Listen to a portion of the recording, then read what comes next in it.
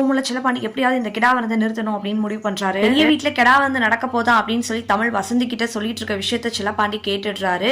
நம்ம தான் ஏதாவது செய்யணும் நம்ம பொண்ணுக்கு அப்படின்னு முடிவெடுத்து யார்கிட்டயுமே சொல்லாம இந்த விஷயத்துல ஈடுபடுறாரு. இடையில பாட்டி தமிழ் இந்த வீட்டை விட்டு வெளியே போனது எனக்கு ரொம்பவே கஷ்டமா இருக்கு, அவ எனக்கு அவ்வளவு உதவி பண்ணியிருக்கா, அவ என்னதான் ஒரு தப்பு பண்ணியிருந்தாலும் அதுக்காக அவளை வெட்டி விட்டுட்டு இன்னொரு பொண்ணை கல்யாணம் பண்ணிக்கணும் அப்படின்றதுலாம் எனக்கு சுத்தமா பிடிக்கவே கிடையாது.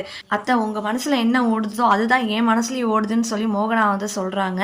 மோகனா கிட்ட பாட்டி நீ ராஜாங்கத்துக்கிட்ட பேசு, நீ பேசினா கேட்பான், நாங்க பேசினாலாம் கேட்க மாட்டான், பேசுறேன்னு சொல்லி மோகனா வந்து சொல்ல மலர்கிட்ட வந்து பாட்டி கேட்பாங்க தமிழ் கிட்ட பேசிட்டு இருக்கியா, தமிழ் நல்லா இருக்காளான்னு சொல்லும் போது அவங்க வந்து மொய் விருந்து நடத்த போறாங்களாம், காசு வந்து அவளுக்கு பத்தலையாம் ஃபீஸ்க்காக அப்படின்ற விஷயத்த வந்து மலர் வந்து சொல்றாங்க. மலர் தான் ஃபோன் பண்ணி தமிழ்கிட்டையும் விஷயத்த வந்து சொல்றாங்க, இங்க கிடா விருந்து நடக்க போகுது அதனால பாத்துக்கோ எப்படின்றது அப்படின்னு சொல்லி அவங்க இன்ஃபர்மேஷன்ஸை வந்து கொடுப்பாங்க. இப்போ பாத்தீங்கன்னா பாட்டிக்கு மோகனாக்கு மலருக்கு எல்லாருக்குமே விஷயம் வந்து தெரிஞ்சிருச்சு, தமிழ் வந்து மொய் விருந்து நடத்த போறாங்கன்னு. ஸோ இப்போ வந்து மொய் விருந்தில் இவங்க கலந்துப்பாங்களா இல்லை வந்து கிடா விருந்தில் கலந்துப்பாங்களா அப்படின்றத வந்து நம்ம வெயிட் பண்ணி தான் பார்க்கணும்.